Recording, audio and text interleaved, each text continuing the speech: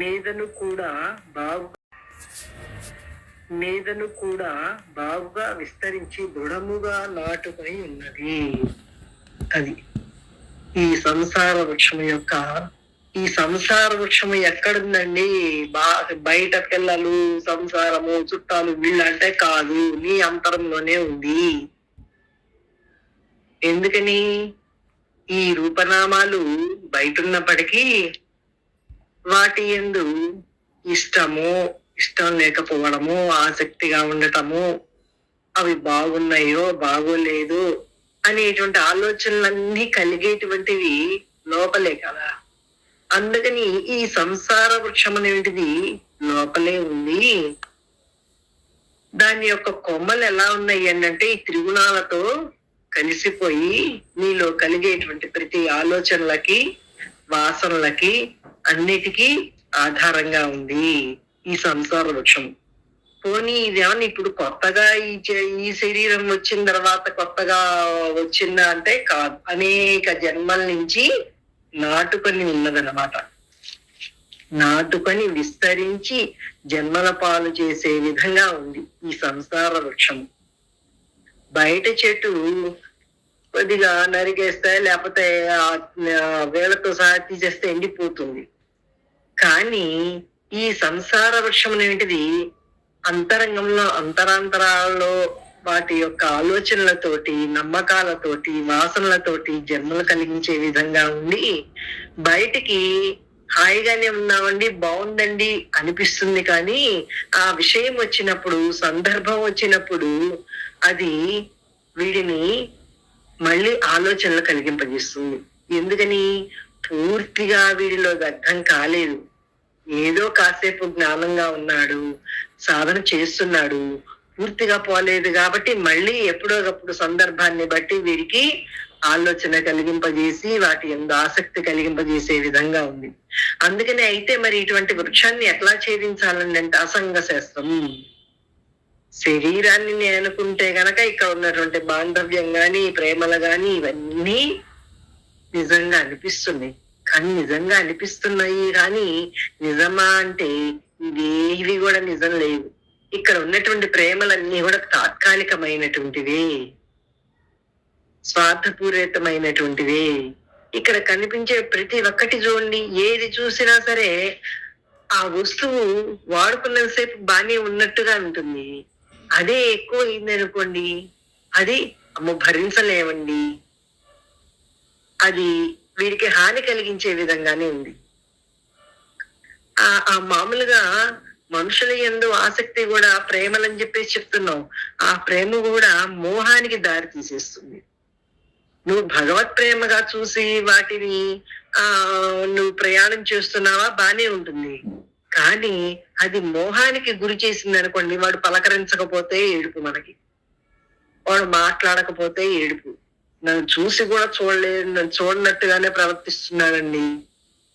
ఎందుకంటే ఆ లోపల పుట్టాననేటువంటి నమ్మకము పూర్తిగా పోకపోయేటప్పటికీ వీడిలో అనేక రకాలుగా ఆ చిగుళ్ళు అనేటివి పూర్తిగా ఆ వేళ్ళు అనేవి ఎండకపోయేటప్పటికీ వాటిలో ఏ కొద్దిగా సత్తు ఉన్నా ఈ రకమైన ఆలోచనలు వాళ్ళు కలిగింపజేస్తుంటాయి. విషయాలంటే ఏంటి? ఇదే.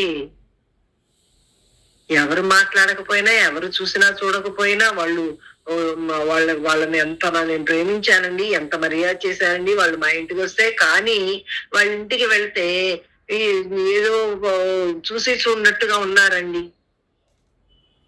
ఇదేంటంటే శరీరం ఏంటి నమ్మకం అలా పాతుకుపోయి, సంసార వృక్షం వంటిది అలా పాతుకుపోయి అంతరాంతరాల్లో అణువున కూడా అలా ఉంది. అందుకే ఇది సంసారాన్ని సాగరంతో పోల్చారు, మహావృక్షంతో పోల్చారు. మామూలు వృక్షం కాదు ఇది. మర్రి చెట్టు గనక ఎలాగైతే ఏళ్ళు మళ్ళీ భూమిలోకి పాతుకుపోతాయో అలాగే వీడి ఆలోచనలు కొత్త కర్మ తయారు చేసుకుని మళ్ళీ జన్మల పాలు చేసే విధంగా ఉంటుంది. ఇలా ఉన్నటువంటిది ఇది నిజమని వీడు నమ్మినట్లయితే ఈ సంసార వృక్షము స్వప్నది కాదు, ఏదో ఇప్పుడెప్పుడు వచ్చినటువంటిది కాదు ఈ సంసార వృక్షము. అనేక జన్మల నుంచి వీడిలో అతి విశాలంగా ఉంది. అది ఈ కొన్ని సంవత్సరాల క్రితం అయితేనే ఇలా విస్తరిస్తుంది. ఈ సంసార వృక్షము అంతరాంతరాల్లో ఉన్నటువంటిది అది అనేక జన్మ నుంచి ఉండిపోయి కాబట్టి వీళ్ళు పాతుకుపోయి ఉండి ఈర్ష్యాసు రాగ ద్వేషాదులుగా ప్రవర్తించే విధంగా చేస్తుంది, గుర్తించే విధంగా చేస్తుంది. వాడు ప్రవర్తన బాలేదని ఎదుటి వాడిని చూపించి వాడు మాట్లాడించాడనో మాట్లాడించలేదనో, లేకపోతే ప్రేమగా ఉన్నాడనో మంచిగా ఉన్నాడనో మంచిగా లేదనో, అలాగ వీడిలో అనేక జన్మల నుంచి అలా పాతుకుపోయింది. అది విశాలంగా ఉంది. మనిషి సన్నమై ఉండొచ్చు, కానీ మనసు సంసార వృక్షంతో చాలా విశాలంగా ఉందన్నమాట. అనాది కాలం నుండి కోట్ల కొద్ది జన్మల నుంచి దృఢపడుచు వచ్చినవి. అది అనేక జన్మల నుంచి కూడా ఇప్పుడు మొదలైందండి అని చెప్పడానికి వీల్లేదు. అసలు ఎప్పుడు పెట్టేసినప్పుడే దీంట్లో పెట్టేసింది. అక్క మీట్లో పెట్టుకోండి అక్క.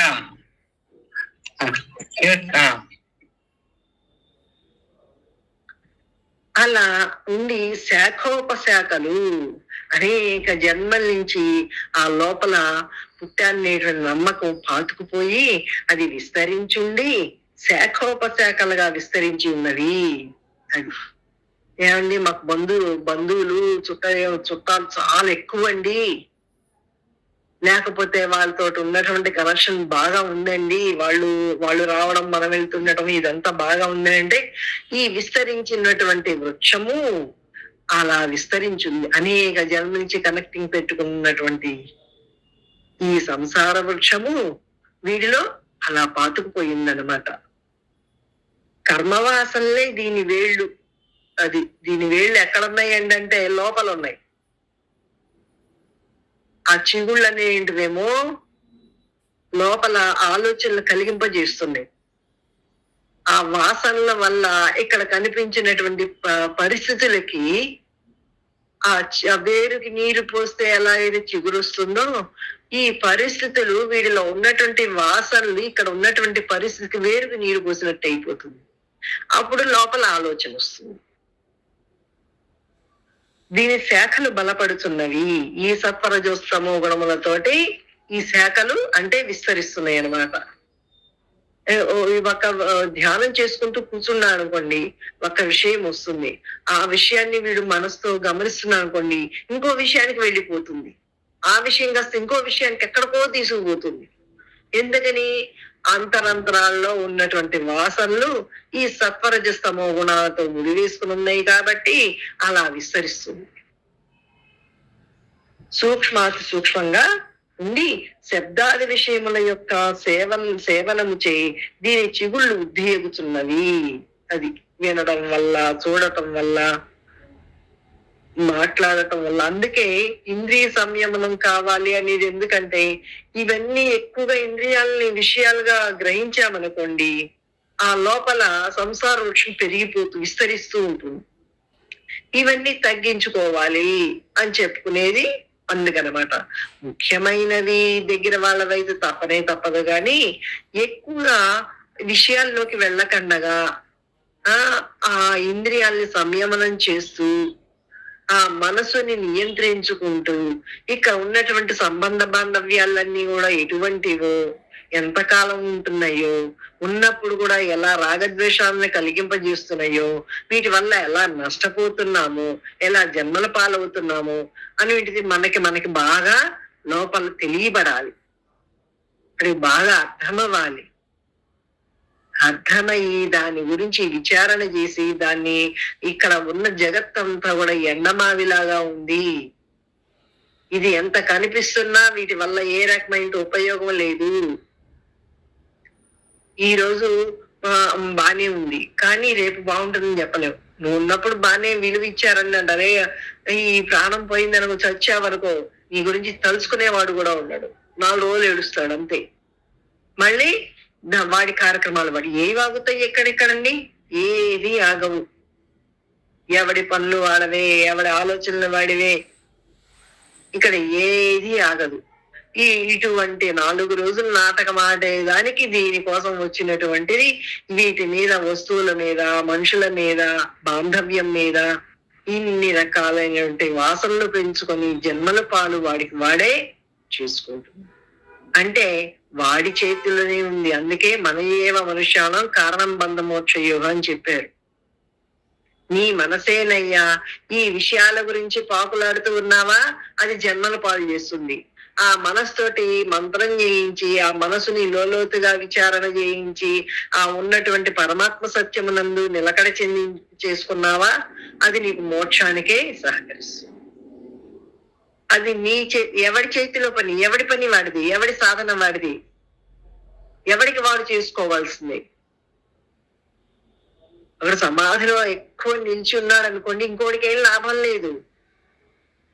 ఎవడికి వాడు, ఎందుకంటే ఎవరన్నం తింటే వాళ్ళకి అరిగి వాడికి ఎలాగైతే అది శక్తినిస్తుందో, అలాగే ఎవడి సాధనా బలంతో వాడికే ఆ నిష్టలో ఉండటం వల్ల, సమాధానంలో నిత్య నిరంతరం ఉండటం వల్ల వాడికి ఆ హాయి అనేటిది, ఆ మోక్ష స్వరూపం అంటే జ్ఞానంతో వాడు ఉంటాడనమాట. అదే అమృతం, అది నాశనం లేనటువంటిది. దీనిని బట్టి త్రిగుణరాహిత్యము చేత శాఖలు, విషయ విరక్తి చేత చిగుళ్ళు, వాసనారాహిత్యం చేత వేళ్ళు ఈ సంసార వృక్షమునకు తప్పక నిర్మూలితములు కాగలవని స్పష్టమవుతున్నది. చెట్టునకు ముఖ్యాధారము మూలమే అయినట్లు ఈ సంసార వృక్షమునకు కర్మవాసనలే మూలము. అది ఈ చెట్టు గనక ఎలాగైతే ఆ కాండం ఎలా ఆధారమైందో, అలాగే ఈ అంతరాంతరాల్లో ఉన్నటువంటి వాసనలే వీడి ఆలోచనలకి, ప్రవర్తనలకి అన్నిటికీ కారణం అన్నమాట. కావున విఘ్నుడు వైరాగ్య విచారణాదులచే ప్రయత్నపూర్వకముగా ఆ వాసనలను తొలగింప చేసుకొని సంసార బంధ విముక్తుడు కావలేను. అది విఘ్నుడు. విశేషమైతే జ్ఞానం కలిగినటువంటి వాడు, అంటే ఈ ఆధ్యాత్మిక ప్రయాణం చేసేటువంటి వాడు తన చాలా ప్రయత్నం, ఆ ప్రయత్నం కూడా మామూలు ప్రయత్నం చాలా, దీనికి తీవ్ర ప్రయత్నం చెయ్యాలి. ఆ తీవ్ర అంటే నిరంతరం ఆ అగ్ని రగులుతూ ఉంది అనుకోండి. జ్ఞానం అంటే అగ్ని అంతరంలో ఆ మనసులో విషయాన్ని అందనివ్వకుండా మనం మానసికంగా వీడు ఎప్పుడైతే జ్ఞానంగా ఉంటున్నాడో, ఆ జ్ఞానం వల్ల తనలో ఉన్నటువంటి వాసనలు తొలగింపజేసుకోవాలి. ఇది ఎవరికి వాడు చేసుకునేటువంటి సాధన అన్నమాట. అప్పుడు గాని సంసార బంధ విముక్తుడు కావలేను. అట్లా చేయగా గాని సంసార విముక్తి కలగదు. అట్లు కాకుండా రాగద్వేషాదులచే ఆ వాసనలను ఇంకనూ బలపరుచుపోయినచో సంసార దుఃఖమన్నటికి జీవుని వదలనేరదు. అది అట్లా ప్రయత్నంతో వాడు పోగొట్టుకోకపోతే రాగద్వేషాదుల వల్ల, ఈర్ష్యాసూయుల వల్ల ఇంకా జన్మలకి ఎక్కువ జన్మలు కలిగే విధంగా వీడిలో ఆ వాసనలనేవి బలపడిపోతుంది. ఆ వాసనలు ఇంకాస్త బలపడిపోయేటప్పటికీ ఏమవుతుంది, ఆ తమోగుణము, రజోగుణము ప్రభావం ఎక్కువ ఉంటుంది. వీడు సత్వగుణంగా ఉంటుంటే గాని ఆ రజోగుణ తమోగుణ ప్రభావాల్ని సన్నగిల్లుతూ ఉంటాయి. ఎప్పుడు వీడు తీవ్ర ప్రయత్నం చేస్తూ ఉంటే గాని అవన్నీ సన్నగిల్లవు. అంటే ఇక్కడ ఎంతమంది మనుషులు ఉన్నప్పటికీ, ఎంతమంది బాంధవ్యం ఉన్నప్పటికీ ఇవన్నీ కూడా ఎటువంటివో తెలిసింది. ఇక్కడ ఉన్నటువంటి సంబంధ బాంధవ్యాలు ఏ రకమైన స్వార్థంతో కూడుకున్నటువంటివో, లాభంతో కూడుకున్నటువంటివో తెలిసింది. తెలిసి క్షణికమైనటువంటి వాటి కోసమా నేను ఈ జన్మను వృధా చేసుకోవడం, కాలాన్ని వృధా చేసుకోవడం, ఏమైనప్పటికీ గురువు చెప్పిన మార్గంగానే నాకు అదే శరణ్యం గాని ఇవేమీ కూడా నన్ను రక్షించవు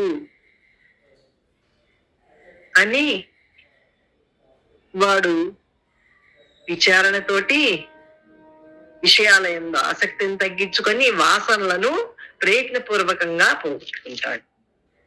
అలా పోగొట్టుకుంటేనే గాని ఆ జీవుడికి తరించేటువంటి స్థితి కలగదు. సంసార వృక్షమును ఇంకనూ వర్ణించి చెప్పుము. దాని కొమ్మలు గుణములచే ఉజ్జీనందింపబడినవియు, విషయములను చిగుళ్ళు కలవీను, క్రిందకి మీదకి అంతటిలో వ్యాపించి ఉన్నవి, మనుష్య లోకమున కర్మ సంబంధమును కలుగజేయనవియు. దాని వేళ్ళు కూడా క్రిందను మీదను బాగా వ్యాపించి దృఢపడి ఉన్నవి.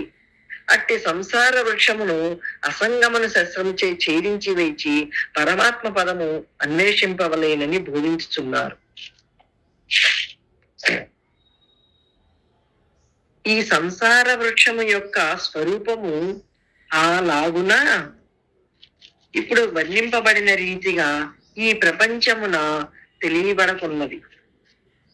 అంటే సంసారాసక్తి గల వారి చేత ఈ సంసార వృక్షము తెలియబడదు. ఎందుకంటే వీడు దృష్టి ఎప్పుడు బయటే ఉంది. ఏమంటే అందరూ అలాగే చేస్తున్నారని మనం చేస్తున్నామండి అంటాడు. కానీ అసలుకి ఈ జన్మకు కారణం ఏమిటి, రాకుండా ఉండాలంటే ఏం చెయ్యాలి, అసలుకి వీటి యందు ఏ రకమైన శ్రద్ధ ఏంటిది, ఆ విషయాలు కూడా వాడు గ్రహించలేడు. మన కళ్ళ ముందే ఎంతో మంది చనిపోతున్నారు, ఎంతో మంది పుడుతున్నారు. వాడు ఎంత ధనవంతుడైనప్పటికీ, ఎంత కోటీశ్వరుడైనప్పటికీ, ఎంత అందగాడైనప్పటికీ, ఎంత విద్యల్లో ప్రావీణ్యం ఉన్నప్పటికీ అందరూ ఈ శరీరాన్ని విడిచిపెట్టిపోతున్నారే. మరి ఇక్కడి నుంచి విడిచిపెట్టిపోయినప్పుడు వాడు ఏం తీసుకెళ్తున్నాడు? సంపద ఇక్కడే ఉంటుంది, బాంధవ్యం ఇక్కడే ఉంటుంది, చుట్టరికాలు ఇక్కడే ఉంటున్నాయి, అన్ని ఇక్కడే ఉంటున్నాయి. మరి ఏం పట్టుకుపోతున్నాడు వాడు అంటే ఈ విషయాలన్నిటినీ శరీరం ఉన్నప్పుడు వాటి మీద ఉన్నటువంటి నమ్మకము, వాసనలు ఏవైతే పెట్టుకొని ఉంటున్నాడో అవన్నీ ఈ శరీరం విడిచిపెట్టినప్పుడు ఈ స్థూల శరీరం ఎక్కడే ఉంటుంది. వాడి వాసనలు అవి మాత్రం పుణ్యపాపాల యొక్క కర్మల యొక్క ఫలితాలు, కర్మలు అవన్నీ వాడు తీసుకుని వెళ్ళిపోతున్నాడు.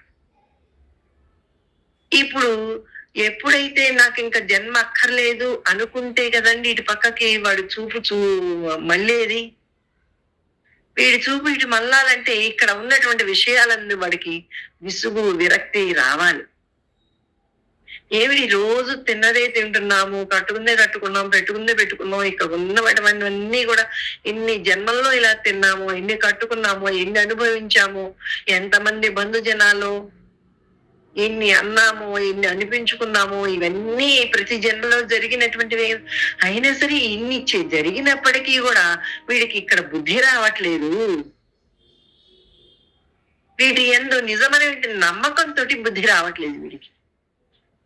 ఇప్పుడన్నా బుద్ధి తెచ్చుకొని గురువు దగ్గరికి చేరాడు కాబట్టి ఇప్పుడన్నా బుద్ధి తెచ్చుకొని విచారణ చేసుకుంటే వాడికి తెలియబడే విధంగానే ఉన్నాయి. ఇదేమి గుప్పెట్లో మూస్తే దాగేది కాదు. ఇది నీ మనసులో ఉన్నటువంటి విషయ వాసనలనేది నువ్వు పైకి బాగానే ఉన్నా అండి, హాయిగా ఉన్నా అండి అంటే పోయే విధంగా లేవవి. సూక్ష్మాతి సూక్ష్మంగా వీడిని విషయాల్లో పడేసి జన్మల పాలు చేసే విధంగా ఆ అంతరాంతరాల్లో ఉన్నాయి. వాటన్నిటిని వెలికి తీయాలంటే వీడు ఎంత ప్రయత్నం చేయాలి, ఎంత సాధన చెయ్యాలి, వీటి ఎంత వైరాగ్యం కలిగి ఉండాలి. అనుక్షణం కూడా సాధనే. ఏదో కాసేపు చేస్తే అయిపోయేదిగా లేదు ఇది. అనుక్షణం తల పడిపోయేంత వరకు ఇక ముందర ఆ సమాధి అనుభవం కలిగి సమాధిని అనుభవంలో నిలకడ చెందేంత వరకు ఈ సాధన కొనసాగుతూనే ఉండదు. నిలకడ చెందేంత అక్కడ ఉన్నటువంటిది సాధన తేలిక అవుతుంది, కానీ అక్కడ తగినటువంటిది అక్కడ ఉంటుంది. సాధన తేలికయ్యేటప్పటికీ వాడికి కష్టంగా అనిపించదు కాబట్టి సునాయాసంగా ఎప్పుడు ఆ నిరంతర సమాధిలో ఊరుతూ ఉంటాడు.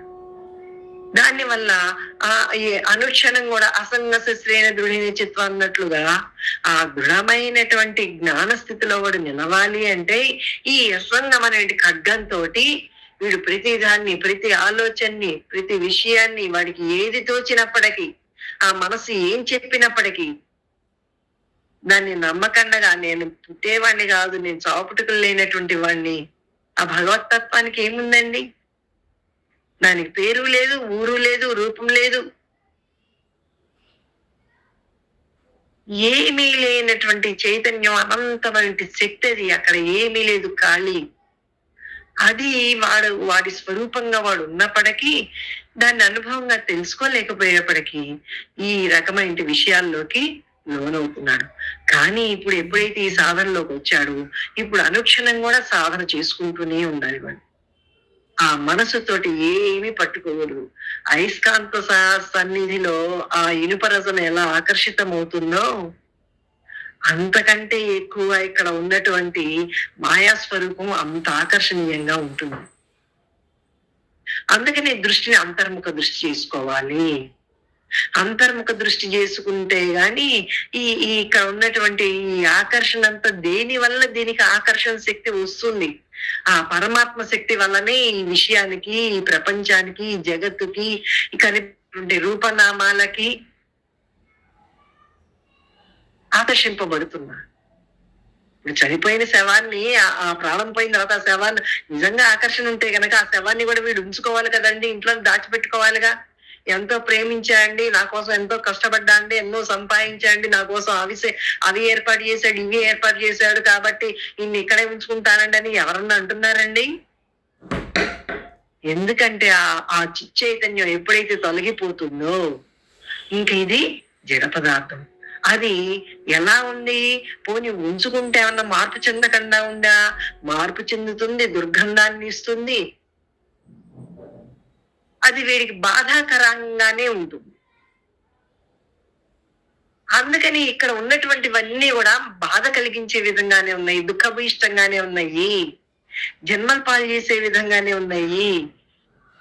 వీటిని నమ్మినట్లయితే మోసపోతాను నేను, మోసం చేసేవాడు బయట ఎక్కడో లేడు, నా అంతరంలో ఉండి ఆ మనసుగా ఉండి ఆ మనసే నన్ను మోసం చేసేస్తుంది అని ఎప్పుడైతే వాడు స్వవిమర్శ చేసుకుంటూ విచారణ చేసుకుంటూ ఆ మనసుకు విషయాన్ని అందరినీ ఇవ్వకుండా మంత్రోచ్చారణ చేసుకుంటూ మంత్రానుష్ఠానం చేస్తూ నిరంతరం తైలధారవతుగా చేస్తూ ఉంటామో అప్పుడు గాని మనసు ఒక దారిలోకి రావడానికి రెడీ అవుతుంది. మాత్రం అయిపోయిందంటే అయిపోదు, నిరంతరం చేస్తూనే ఉండాలి. ఆ సమాధిలో ఎప్పుడు ఆ సమాధిలో ఉండిపోవాల్సింది. అంటే ఇక్కడ పనులేమి చేయకుండా ఉండటం కాదు, సమాధిలో ఉండడం అంటే కళ్ళు మూసుకుని కూర్చోవడం కాదు.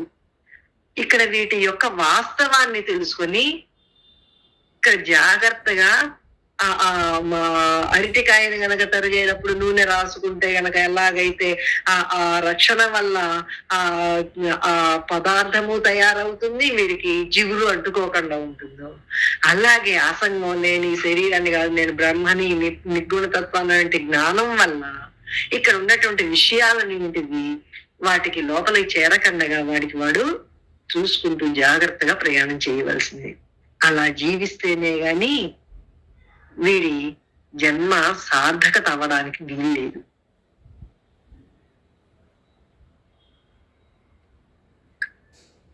దానికి ఆది గాని అంతము గాని మధ్యము గాని కనబడకున్నది. గట్టిగా వేళ్లు నాటుకొనిన ఈ సంసారమును అశ్వత్థ వృక్షమును అసంగమును బలమైన ఆయుధము చేత నెరికివేచి ఆ పిమ్మట ఏ స్థానమందు ప్రవేశించిన వారు మరలా వెనుకకు సంసారమునకు రారో, ఎవరి నుండి అనాది అయిన సంసార వృక్షము యొక్క ప్రవృత్తి వ్యాపించెనో అట్టి ఆది పురుషుడు పరమాత్మనే శరణు పొందుచున్నాడు అనునిట్టి భావముతో ఆ పరమాత్మ పదమును వెతకవలయను. అది అనుక్షణం కూడా ఆ వేళ్లు పాతుకుపోయినటువంటి వాడు గద్దం చేసుకునే జ్ఞానంతో మళ్ళీ దానికి కూడా అన్నిటికీ ఆధారం అంటే ఏ పరబ్రహ్మ చైతన్య శక్తి అయితే ఉందో దాన్ని ఆశ్రయించి దాని నుంచి దృష్టి మారకండగా వాడికి వాడు చూసుకుంటూ ఈ జగత్తుకి, మాయకి, సంసార వృక్షానికి మొదలు గాని మధ్యం గాని చివరగానంటిది లేదు. ఇది ఎప్పుడు అంతమవుతుంది అంటే నువ్వు జ్ఞానంలో స్థితమైపోతే, ఆ భగవంతుడు కలిసిపోయినప్పుడు కానీ ఇంకా వాడికి నీడ లేదు. నీడ ఎప్పుడుందండి? ఆ సూర్యుడు అనేటువంటి వాడు అటు పక్కనో ఇటు పక్కనో అంటే కాసేపు జ్ఞానంగా ఉండి కాసేపు మాయగా తూస్తున్నప్పుడు ఆ నీడ ఉంది. కానీ నడినెత్తిన సూర్యుడు ఉన్నప్పుడు ఎలాగైతే ఆ నీడ నుండి తనలోనే కలిసిపోయిందో అలాగే వీడు ఎప్పుడు జ్ఞానంగా ఉంటే ఈ మాయ నుండిది పరమాత్మను ఆధారం చేసుకుని ఉంది కాబట్టి ఆ మాయ వాడిని ఏమి చేయదు. మమ్మాయ దురత్యయ అంటే ఎందుకని ఆయన్ని ఆశ్రయించున్నాం కాబట్టి ఆయన్నే నమ్ముకుని ఆయనలోనే ఉన్నాం కాబట్టి మనసుకి ఇంకా విషయాన్ని గ్రహించట్లేదు కాబట్టి నిరంతరం వీడు ఆ బ్రహ్మనంటి జ్ఞానంగా స్థితుడై ఉంటే గాని ఈ నీడ వీడు వాడుకుంటాడు, కానీ అపనమ్మకంగా వాడుకుంటాడు. ఇక్కడ ఏది తినకుండా మారడానికి లేదు, అన్ని వాడుకోవాల్సిందే.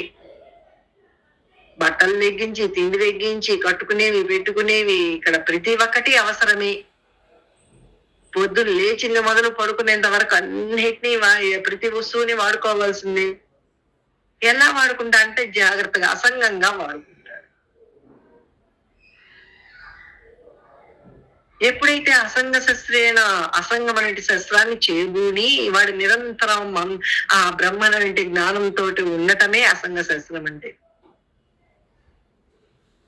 అప్పుడు గాని వాడిలో ఆ విషయం అనేటిది నాటుకోకుండా ఉంటుంది, విషయ ఛాయలు లేకుండా ఉంటాయి. అలా వాడికి వాడు చూసుకుంటూ జాగ్రత్తగా జ్ఞానంగా ఉండాలి. క్రిందటి శ్లోకములందు వర్ణింపబడిలాగున ఊర్ధ్వమూలముగా అపశాఖలుగా ఇత్యాది రూపముగా ఈ సంసార వృక్షం ఎలా కనిపించటం లేదు. సంసారాసక్తి గల అజ్ఞానులు కట్టి రూపము తెలియబడదు, దాని ఆద్యంత మధ్యములు కూడా తెలియబడవు. ఎనయనగా వారు దానిలో మునిగియుండి సత్యమును తెలుసుకొనజాలకున్నారు. చీకటిలోనున్న వారికి వస్తువులు గోచరింపనట్లు, ప్రకాశమునందు వస్తువులు తెలియనట్లు, వైరాగ్యము, ముముక్షత్వము, ఆత్మజ్ఞానము గల వారికి దాని స్వరూపము గోచరించగలదు. అది అజ్ఞానంగా ఉన్నటువంటి వాడికి సంసార వృక్షం తెలుస్తుందండి అంటే తెలియబడదు, ఎందుకంటే దాంట్లో మునిగిపోయి ఉన్నాడు. కనిపించేది సత్యమని, శరీరమే సత్యమని, ఇక్కడ మజాగా ఉందని, ఇక్కడ అన్ని సుఖాలని అనుభవించవచ్చని, ఇక్కడ ఉన్నటువంటి కంటికి కనిపించేటువంటి సంపద గాని, బాంధవ్యం గాని, వీటి అందే వాస్తవము, ఇవన్నీ నిజమనేటి నమ్మకంగా ఉన్నాడు వాడు. వాడిలో ఆ సంసార వృక్షం అలా పాతుకుపోయింది. వీడేమో సంసార వృక్షం పాతుకుపోయినటువంటి దాన్ని తీసేసుకునేటువంటి ప్రయత్నం చేసేటువంటి వాడు ఆ జ్ఞానంగా ఆ సాధనలో ఉన్నటువంటి వాడు. మామూలు వాడు ఆ ప్రయత్నం ఏమీ లేదు.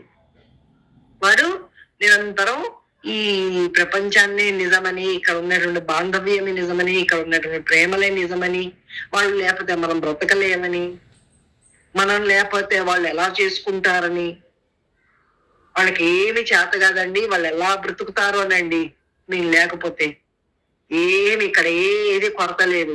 ఎవడికి వాడు ఎవడు లేకపోయినా, ఏది లేకపోయినా ఇక్కడ ఎవడి కోసం ఎవ్వడు పోవడం అనేది జరగదు. ఎవడి కథ వాడిదే. వాడు ఎంతవరకు తెచ్చుకున్నాడో, ఏ రకమైనది తెచ్చుకున్నాడో వాడి కథ వాడు చేస్తూనే ఉంటాడు.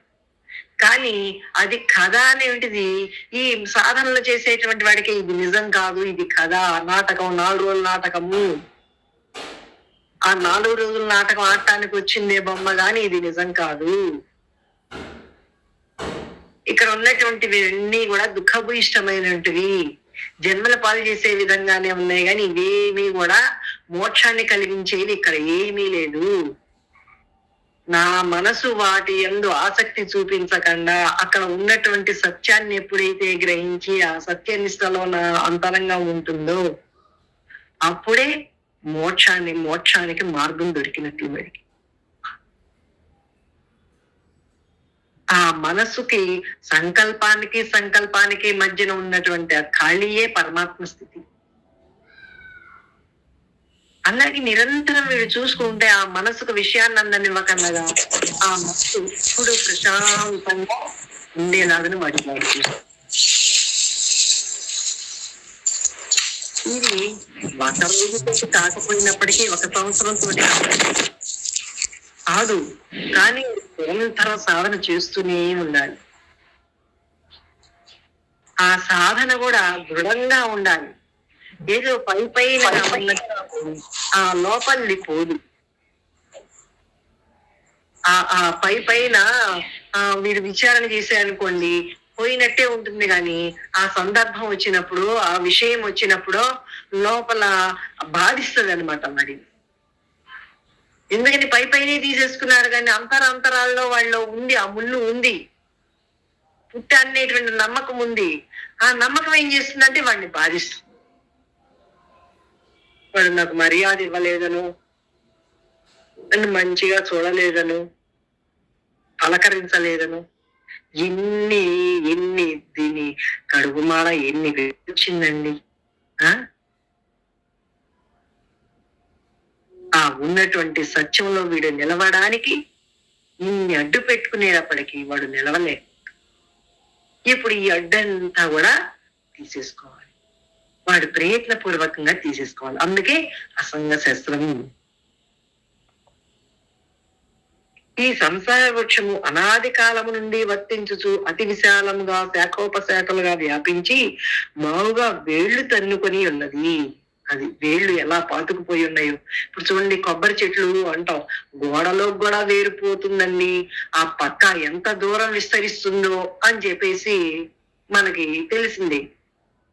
అలాగే ఈ సంసార వృక్షం అంతరంగా ఉన్నటువంటి సంసార వృక్షము అనేక జన్మలు, ఎన్ని జన్మలు తెచ్చిందో ఇప్పటికి, ఎన్ని జన్మల్లో ఎన్ని తిన్నామో, ఎన్ని అనుభవించామో, కానీ తృప్తి కలగలేదు. అందుకే ఇప్పుడు మళ్ళీ శరీరం వచ్చింది. ఇక్కడ తృప్తి లేదు, కానీ తృప్తి కలక్క వచ్చింది. కానీ ఇక్కడ ఇప్పుడు తెలుసుకున్నాడు, ఇక్కడ నువ్వు ఎంత ఆస్వాదించినా, ఎన్ని నిజమని నమ్మినా ఇక్కడ తృప్తి లేదురా, ఇవన్నీ క్షణికమైనటివి. అసలు తృప్తి నీ స్వరూపం నందే, ఆ భగవతత్వం నందే ఉంది అనేటిది ఇప్పుడు తెలుసుకున్నాడు. ఎందుకంటే శరీరం ఉన్నప్పుడే వాడు తెలుసుకోవాలి, ఆచరణ పెట్టాలి, సాధన చెయ్యాలి, అనుభవంగా నిలవాలి, దాంట్లో స్థితుడైపోవాలి, స్థిరత్వం రావాలి వాడికి. స్థిత ప్రజ్ఞసికా భాష అని చెప్పేసి మనకి భగవద్గీతలో 2వ అధ్యాయం చెప్పారు. ప్రజ్ఞ స్థిరమైనటువంటి వాడు ఎట్లా ఉంటాడు అని. ఆయన ఎవరు తినడా, కట్టుకోడా, లేక నడవడా, ఏం పనులు చేయడా అంటే చేసినప్పటికీ ప్రజ్ఞ స్థిరంగా ఉంటుంది, కానీ శరీరం కదిలి పనులు చేస్తుంది. మరి అటువంటి స్థితి వచ్చేంత వరకు వీడు ఎంత సాధన చేస్తే ఆ స్థితిలో ఉండగలడు వీడు. అందుకే నిరంతర ధ్యానము, తైలధారవత్తుగా మంత్రానుష్ఠానము, విచారణ, ఇవన్నీ కూడా వాడు చూసుకుంటున్నాడు.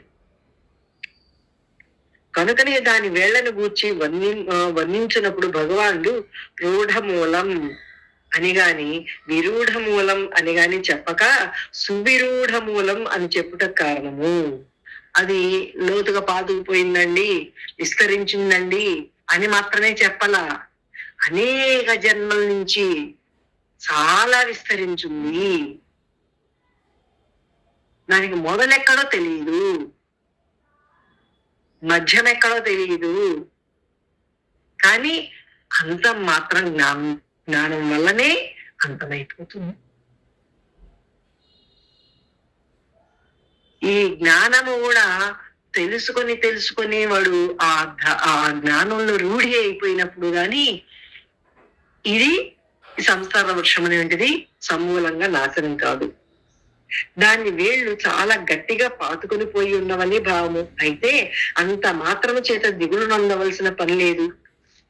చెట్టు ఎంత గొప్పదైనను బలమైన ఆయుధముచే నేలమట్టము కాగలదు. ఎంత మహావృషమైనప్పటికీ చూడండి, ఆ గొడ్డళ్ళు మామూలు గొడ్డలతోటి కొడితే పోయేవిగా కొన్ని ఉంటాయి, కొన్ని ఎదురు తిరుగుతాయి. ఎన్ని గొడ్డలతోటి ఎన్ని దెబ్బలు వేసినా అది ఛేదింపవదు. అందుకే గండ్రగొడ్డలు కావాలి దానికి. అలాగే సంసారం అనేటి వృక్షానికి వీడు జ్ఞానం అనేటిది, అసంగం అనేటిది ఆ గండ్రగొడ్డలు తీసుకోవాలి. దాని వల్లనే నేలమట్టం చేసేయడం అంటే సమూలంగా అజ్ఞానం అంటే పూర్తిగా పోయే విధంగా చేసుకున్నాడు. అంటే అజ్ఞానం పోవడం అంటే ఏం లేదండి, అహంకారం పోతే ఉన్న జ్ఞానం ఉన్నట్లుగానే వాడికి చక్కగా తెలియబడుతుంది. అదేదో పోయి ఇదేదో వస్తుంది కాదు, అటువంటి అహంకారం పోతుంది అంతే. అహంకారంలోనే ఇవన్నీ సెలేసుకుని ఉన్నాయి అన్నమాట. అట్లే ఈ సంసార వృక్షమును ఛేదించుటకు భగవానుడు చక్కని ఆయుధమును సూచించిరి. అది అసంగము. ప్రాపంచిక పదార్థములందు అభిమానము ఆసక్తి కలిగి ఉన్నటయే సంగమం, అది లేకున్నటయే అసంగం, వైరాగ్యమని భావము. అయితే మంద వైరాగ్య భావము చేత ఈ గొప్ప సంసార వృక్ష ఛేదనము సాధ్యపడదు. తీవ్రతర విరక్తి, సంపూర్ణ అసంగము ఆవశ్యకమై ఉన్నది. అది ఏమండి, వీటి అందు నాకేం పెద్ద ఆసక్తిగా లేదండి, వినాలని లేదు, తినాలని లేదు, కట్టుకోవాలని లేదు, వీటిని ఎందు పెద్ద ఆసక్తి లేదండి అంటే అది చాలదు. అది ఇప్పుడు ఏదో మనకేదో చెప్తారు, పళ్ళు ఊడిపోయినటువంటి వాళ్ళు మా ఒక ముసలావిడ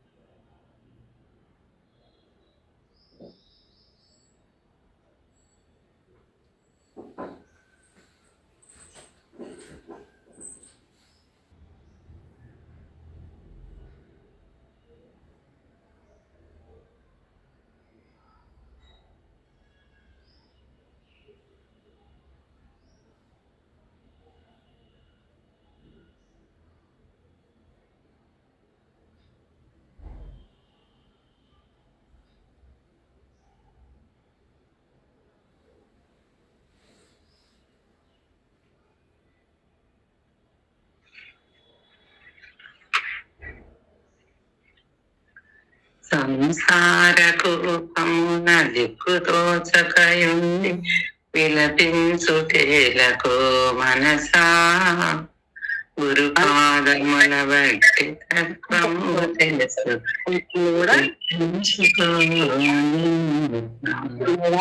జ్ఞానంగా స్థితిలో అనమాట. ఇంతటితో పని పూర్తయినదా? కాదు. సంసార వృక్ష ఛేదనము అయిన పిదపక అనగా దృశ్యత్యాగము అయిన పిదప దృక్స్వరూపము ఆశ్రయించుట అను ముఖ్యమైన పని మరి ఒకటి కలదు. అది వీటిని విడిచిపెడితే సరిపోతుందండి అంటే కాదు, అసలైన దాన్ని పట్టుకోవాలి. అంటే బ్రహ్మనంటి జ్ఞానంలో స్థిరవ్వాలి. ఆ స్థిరత్వం వచ్చినప్పుడు గాని దీని ఎందు ఆసక్తి తగ్గదు వాడికి.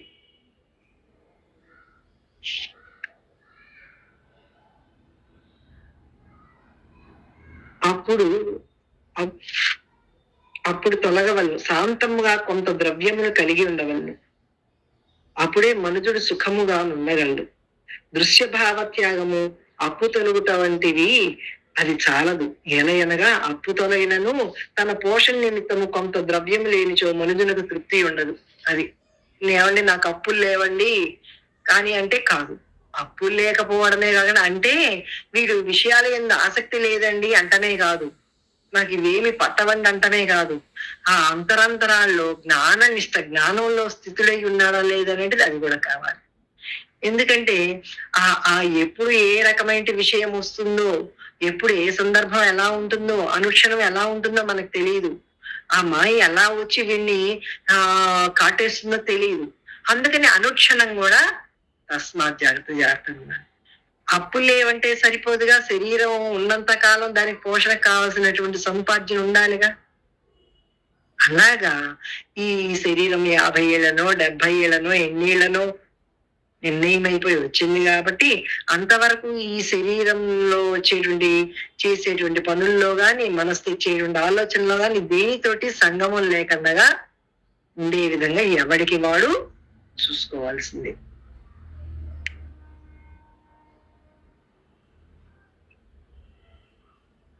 అట్లే దృశ్య విరక్తి, ఆత్మపద ప్రాప్తి రెండునే ఉన్నచో జీవునకు పరిపూర్ణ సుఖం ఏర్పడగలదు. అది దృశ్య విరక్తి ఒక్కటే ఉంటే చాలదు, కానీ ఆనంద ప్రాప్తి కూడా ఉండాలి. అది ఇప్పుడు అందరికీ కష్టాలు వస్తూనే ఉన్నాయండి. ఆ కష్టం వచ్చినప్పుడు బాధపడతాడు, మళ్ళీ సుఖం కోసం ఎతుక్కుంటాడే గాని ఈ కష్ట సుఖాలని దాటి అవతలకి వెళ్ళాలనేటువంటి విరక్తి లేదు. విరక్తి ఉంటే జ్ఞానం వైపు వస్తాడు. జ్ఞానం వైపుకి కొద్దిగా విరక్తి ఉన్న జ్ఞానం వైపుకి వచ్చి ఆ విరక్తిని దృఢపరుచుకుంటూ వైరాగ్యంగా తీవ్ర వైరాగ్యంగా మలుచుకుంటే గాని జ్ఞానంలో స్థితుడు కాగలడు. కాకపోతే ఈ పై ఉన్నటువంటి విరక్తి వీడికి చాలదన్నమాట. తీవ్ర విరక్తి ఉండాలన్నమాట. దృశ్య కనుకనే భగవానుడు సంసార వృక్ష ఛేదనము గుర్చి తెలిపి తత అటు పిమ్మట పరిమార్గితవ్యం పరమాత్మ పదాన్వేషణము గావించవలెను అని బోధించుటకు కారణము. పరమాత్మ తత్వాన్ని గురించి నిరంతరం స్మరిస్తూనే ఉండాలి. అందుకే దైవనామ స్మరణ అనేటిది అందుకే అనమాట. నిరంతరం విషయాన్ని రానివ్వకుండగా, ఆ మనసుకి విషయం అనేది అందనివ్వకుండగా వీళ్ళు చేస్తూనే ఉండాలి. ప్రపంచంలో అనేక పదవులు ఉన్నప్పటికీ అన్నిటికంటే గొప్ప పదవి పరమాత్మ పదవియే. కావున దాన్నే అనుసరించవలనని అన్వేషింపవలనని ఇచ్చట బోధింపబడినది. అది ఇక్కడ ఎంత పెద్ద పెద్ద మంత్రులు, ఉపమంత్రులు, ముఖ్యమంత్రులు, ప్రధానులు, ఎంతమంది ఎన్ని పదవులున్నా, ఎంత సంపదలున్నా ఇవేమీ కూడా గొప్పది కావు. ఇది తాత్కాలికమే. అందుకేగా 5 సంవత్సరాల పదవి, లేకపోతే 10 సంవత్సరాల పదవి, లేకపోతే సంవత్సరం, ఇవన్నీ తాత్కాలికమైనటువంటివి. కానీ ఆత్మ పదవి శాశ్వతమైనది. అది ఎప్పుడు మార్పు చెందనటువంటిది. అది చాలా గొప్పది. గొప్పది అని చెప్పడానికి కూడా వీల్లేదు. దానికి సరి అయినటువంటిది ఇంకొకటి లేదు. అందుకే ఏకమేవా ద్వితీయం బ్రహ్మ. అది ఉన్న సత్యం ఆ ఒక్కటే. ఆ ఒక్కటే అని చెప్పుకోవడం కోసం ఒక్కటే అని చెప్పుకోవడము ఉన్న సత్యం అది.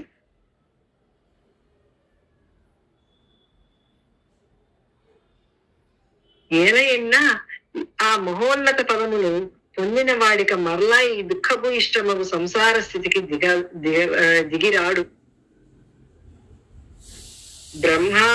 బ్రహ్మాండమునందు ఏ లోకమునకు పోయినను తిరిగి రావాల్సినదే, మరలా పుట్టవలసినదే. కానీ భగవంతుని పొందిన వారు, ఆత్మ పదవిని అధిష్ఠించిన వారు మరలా జన్మింపరు. అది శాశ్వత పదము, పూర్ణ దుఃఖరాహిత్యము దాని వల్లనే కలుగు.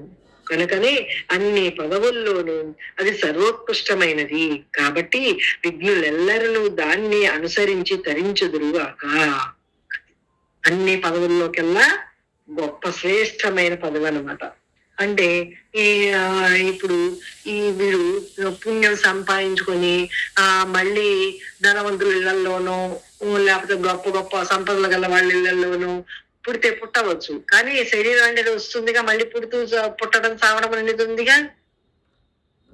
కానీ ఆత్మ పదమును ఎప్పుడైతే ఆ బ్రహ్మలోకమును అంటే బ్రహ్మ పదమును ఎప్పుడైతే ఆ పరమాత్మ తత్వంలో కలిసిపోతున్నాడో ఇంకా మళ్ళీ పుట్టడం అనేది లేదు. చావు పుట్టుకలు లేనటువంటి స్థితి. అక్కడ ఏ మార్పు లేదు. ఎప్పుడు సదా సర్వదా ఎప్పుడు ఏకంగా ఉన్నటువంటి సత్యం అది. ఆ సత్యమునందు ఏ మాటలు, చాలా మాటలు లేవు అక్కడ. ఏ శబ్దము లేదు, ఏమీ లేదు. అంతా ఆనందమే. అయితే ఆ పరమ పురుషునే శరణ పొందుతున్నాను అను భక్తి భావముతో, నిరహం భావనతో ఆత్మపదమును అన్వేషింపవలసి ఉన్నది. నిర్మల భక్తి గల వానికి ఆత్మజ్ఞానము త్వరలో లభించగలదు. నిర్మల భక్తి ఉన్నాడు అంటే ఏ రకమైన స్వార్థపూరితమైనది కాకుండా భగవంతుని యందు ఇప్పుడు చూడండి, మాకు ఈ పనులు చేస్తున్నాం, ఈ కలిసి రావాలి, కలిసి వస్తే కనుక నీకు కొబ్బరికాయ కొడతావనో, నోటప్పుడు కొడతావనో, లేకపోతే డబ్బులు ఉండి వేస్తావనో, ఇవన్నీ కూడా కోరికలతో కూడినటువంటివి. అవి కాదు, అవి భక్తి కాదు. నిర్మల భక్తి. ఏ రకమైన ప్రతిఫలాపేక్ష లేకుండా చేసేటువంటి భక్తి. నాకు నువ్వు తప్ప ఇంకేమీ వద్దు అనేటువంటి పూర్ణ శరణాగతి. దాన్నే అనన్య భక్తి అని చెప్తున్నాం. మోక్షం తప్ప నాకు ఇంకేం వద్దు. ఇక్కడ ఎన్ని దృశ్య ప్రపంచంలో ఎన్ని ఉన్నప్పటికీ, ఎంతమంది బాంధవ్యం ఉన్నప్పటికీ ఇవేమి వీటి వల్ల ఏ రకమైన ఉపయోగం లేదని తెలిసిపోయింది. వీటి వల్ల నష్టపోతున్నానని తెలిసిపోయింది. వీటిని నమ్మితే జన్మల పాలవుతున్నానని బాగా అర్థమైంది. బాగా అర్థమవ్వాలి. అణువునా కూడా వాడికి ఏది చూసినప్పటికీ ఆ వైరాగ్య భావనే ఉండాలి. ఎందుకంటే వీటి వల్ల ఏముందండి? ఏ ఆనందం ఉంది ఇక్కడ? వీటిల్లో అన్ని దుఃఖభూయిష్టంగానే ఉన్నాయి. ఏది స్వీకరించినప్పటికీ వీడికి దుఃఖాన్ని కలిగించే విధంగానే ఉంది. మనుషులు కావచ్చు, వస్తువులు కావచ్చు, తినే పదార్థాలు కావచ్చు, ఇవేమీ కూడా వీడికి పరమశాంతిని చేకూర్చట్లేదు. క్షణికమైన సుఖాలే గాని శాశ్వతమైన సుఖము వీటిల్లో ఎక్కడా లేదు అనేటిది బాగా వాడికి అర్థం అవ్వాలన్నమాట. అర్థమైంది ఆ విషయం. ప్రతి అనుక్షణం కూడా ఈ జ్ఞాన దృష్టిలో ఉన్నప్పుడు ఇవన్నీ వాడికి గ్రహింపుకు వస్తాయి.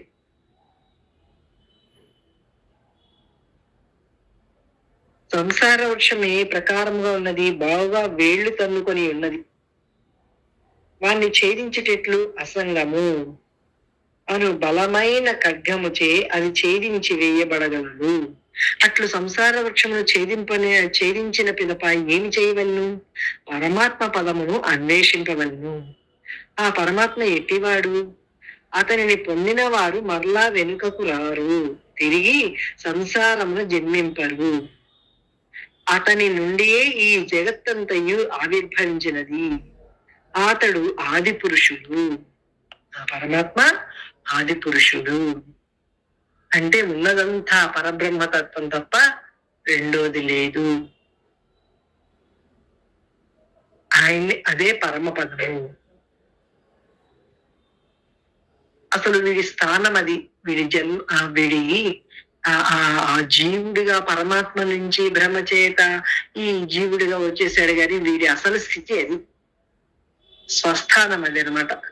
మనం మంత్రాల్లో చదువుకుంటాం కదా, స్వస్థాన ప్రాప్తాయ నమః. స్వస్థానం అది. అటువంటి పరమ పదమును పొందటానికి ప్రతి ఒక్కరు కూడా ఈ రకమైన సాధన చేయవలసింది. ఆయనే పరమ పురుషుడు, పరమాత్మ భగవంతుడు. అదే ఆత్మ పదము.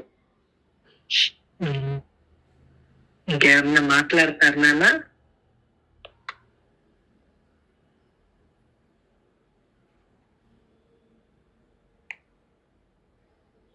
లత మాట్లాడతామ్మా?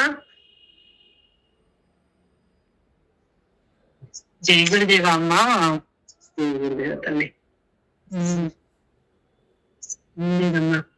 ఉన్నదంతా ఒకే శక్తి అట్లా ఉన్నప్పుడమ్మా, లత ఉంటే ఇదంతా ఉందమ్మా. ప్రతి క్షణం ఆ లత లేదు అన్న ధ్యాసతోటే ఉండాలమ్మా. ఇంకా నాకు ఇంకా ఏకమై అట్లా ఉండిపోవటమేనమ్మా. అంతేనమ్మా.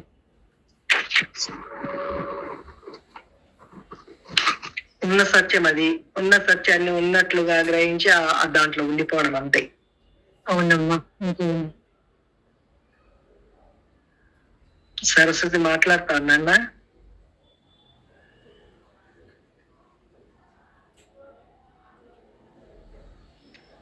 జై గురుదేవమ్మ. జై గురుదేవ. చెప్పమ్మా. వీడి నమ్మకాలు అన్ని పేరుకి పోయి వంశోక్షం అలా అయిపోయింది. అసంగ శస్త్రైన దృఢైన చెట్టు అంటే ఆ జ్ఞానం కలిగితే గానీ వీడికి అవన్నీ చేసుకుంటాను. నేను పుట్టని వాడిని అని ఒకటి మూలం కొట్టేస్తే అన్ని పోతాయని తెలుస్తుందమ్మా. అంతేగానన్నా, పుట్టేవాడిని నమ్మకంలో నుంచి ఎన్ని పుట్టుకొస్తున్నాయో చూడండి. ఆ మూలం దగ్గరే కొట్టేస్తే గాని అది సత్సంగ శాస్త్రైన దృఢైన చిత్రాన్ని ఆ మూలాన్ని కొట్టేస్తే గాని అన్ని కొట్టేసినట్టు అవుతుందని, నేను పుట్టని వాడిని అని నిరంతరం ఆ స్థితిలో ఉండాలి అని బాగా చదివే కొద్ది వినే కొద్ది అది అనుభవంగా తెలుస్తుంది. అంతేనా? అది తప్ప ఇంకో మార్గం లేదు, ఇంకోటి శరణ్యం లేదు. అవునమ్మా. గురుదేవులు నిరంతరం ఆ స్థితిలో ఉండేటట్టుగా చేస్తున్నారు. మనకి ఏది చూసినా అదే బ్రహ్మమయంగా ఉంది అని తెలియస్తుందమ్మా.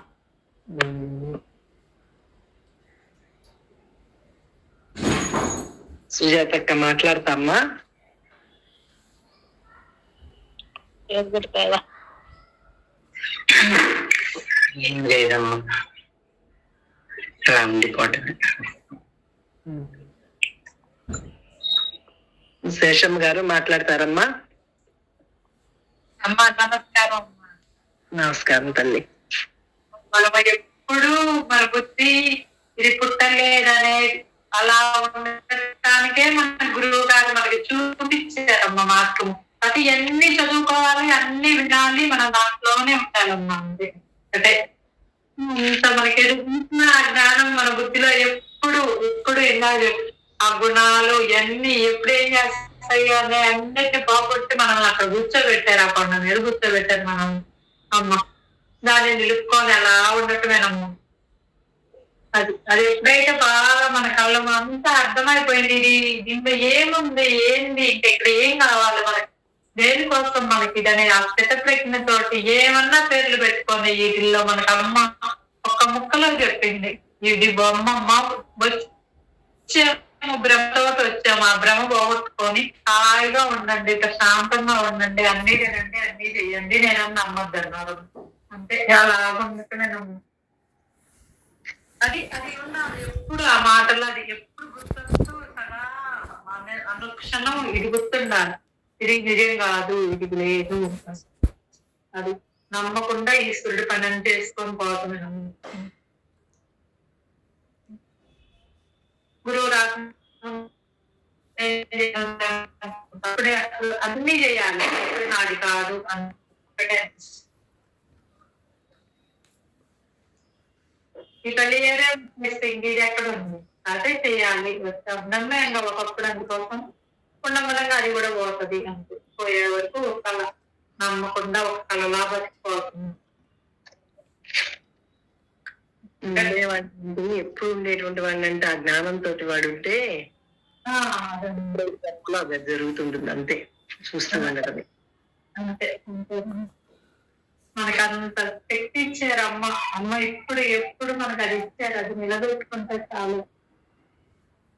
ఏం తెలియని వాళ్ళకే మనకి ఇంత చేశారమ్మ. ఇప్పుడు అందరి రూపంలో ఉండి కాసేపు మాట్లాడుకోండి, వినండి అని అట్లా. ఇప్పుడు కూడా అమ్మకి ద్వారానే మనం ఇట్లా చేసుకుంటున్నాం. అంతే కదా నన్ను అమ్మయ్యగా మాట్లాడేది. అంతే అంతే మాట్లాడకమ్మ. ఒకటే సత్యపురా, అది ఎన్నటికీ మారదురా అని చెప్పి ఉన్న సత్యం అదే నాన్న. ఎక్కడ ఎవరేం చెప్పినా ఎవరేం చేసినా మారేదేం లేదు. ఆ సత్యంలో నిలబడటమే అమ్మ చెప్పింది మనకి. ఆ సత్యంలో నిలబడి ఆ అమ్మ చెప్పిన వాక్యాలు అనుభవంలో తెచ్చుకొని మనం 24 గంటలు దాని మీద దృష్టి పెట్టుకోవాలి. సంసారంలో ఉన్నా, ఎంత పని చేస్తున్నా, ఎంత చేస్తున్నా కూడా నేను పరమాత్మరా, నేను బ్రహ్మన్రా, అది జ్ఞాపకం ఉంచుకుంటే చాలమ్మా మనం చక్కగా. అంతే కదమ్మా. అంతే అంతే. నేను ఎప్పుడు బ్రహ్మనే, దానికి తిరుగులేదు. బ్రహ్మకి తిరిగే ఉంది. భ్రమ లేని వాడు బ్రహ్మ. ఇంకా భ్రమలు ఏడపడతావు నువ్వు. ఇంకా భ్రమలు పడుతూ ఉన్నావు అంటే బ్రహ్మ ఎట్లా అవుతావు? నువ్వు కావలేవు కదా, కాలేదు. అందుకని ఎంతసేడిగా సత్యంలో నిలబడి ఉంటుంది. మాట చెప్పేది ఏముంది నాన్న, అసలు చెప్పేది మాటలు ఏమి లేవు అక్కడ. వింటమే, వాడు జీర్ణించుకోవటమే. వాడి అనుభవంలోకి వాడు జీర్ణించుకొని అనుభవంలో తెచ్చుకొని 24 గంటలు దాంట్లో మునిగి తేలటమే. అట్లని వదిలిపెట్టమంటల్లా. అన్ని గొడ్లు కట్టుకోవాలి, పని చేసుకోవాలి, స్నానం చేయాలి, అన్నీ చెయ్యాలి. కానీ వాడు బ్రహ్మలాగా నిలబడాలి. వాడు అమ్మ చెప్పింది అది. దేహ సంబంధం ఏంటి కదా, అది ఆ దేహ సంబంధం ఏంటి, అది తీసుకొచ్చిన కథ ప్రకారం ఇక్కడ అన్ని జరగాల్సిందే. కానీ నమ్మకంగా జరగాలి. అది దాంట్లో నిలబడితే చాలా మనం చక్కగా. ముక్తి అన్నా మోక్షం అన్నా వేరు వేరు కాదు కదమ్మా. ఒకటే కదా. ఎన్నో సమస్య వచ్చింది. ముక్తి అన్నా మోక్షం అన్నా ఒకటే కదా. ఒకటే అంటే సందర్భాన్ని బట్టి ఒక్కొక్కళ్ళు ఆ పదాన్ని వాడతారు. వాడుకుంటారు అంతే కదా. అంతే. విడుదల, స్వచ్ఛమైన దాని నుంచి విడుదల అన్నమాట. మోక్షమన్నా, ముక్తి అన్నా, కైవల్యం అంటారు. కైవల్యం అన్నా అది. అట్లాగే దాంట్లో నిలబట్టమే నాన్న. మోక్షమన్నా అది అమ్మా నిర్వాణం. నిర్వాణం అంటే చాలు కదమ్మా. కాదు, నిర్మాణము. నిర్మాణం అంటే నిర్మాణ శబ్దం ఉంది చూడు మనకి. అది నిర్మాణం అంటే అదనమాట. అట్లాగా చాలా పేర్లు ఉన్నాయన్నమాట. నిర్మాణం అంటారు దాన్ని. నిర్వాణం అంటే నిర్యాణం అంటే సాగు కదమ్మా. నిర్యాణం అంటే సాగు. నిర్వాణమా నిర్యాణమా?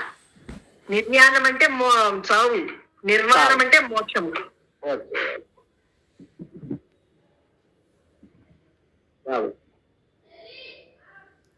ఈ పదాలు కొద్ది కన్ఫ్యూజ్ గా ఉంటాయి. కానీ వీడు నాకు మోషన్ తప్ప ఇంకేమి వద్దనుకుంటే చాలు అన్ని వాడికే తెలియబడతాయి. అన్ని తెలియబడినా వాడికి ఏమి తెలియని వాళ్ళలాగానే ఉంటాడు. ఎందుకంటే ఆ పరమాత్మ ఇవన్నీ కల్పితమే కదా.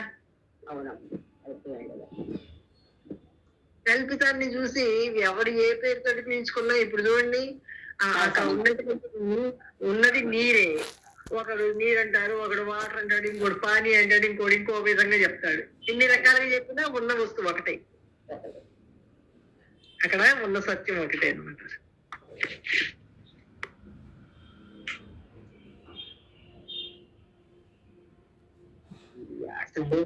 చెప్తారన్నా, చెప్పంటారమ్మా. లోకాన్ సమస్తా సుఖినో భవంతు. లోకాన్ సమస్తా సుఖినో భవంతు. లోకాన్ సమస్తా సుఖినో భవంతు. ఓం శాంతి శాంతి శాంతి.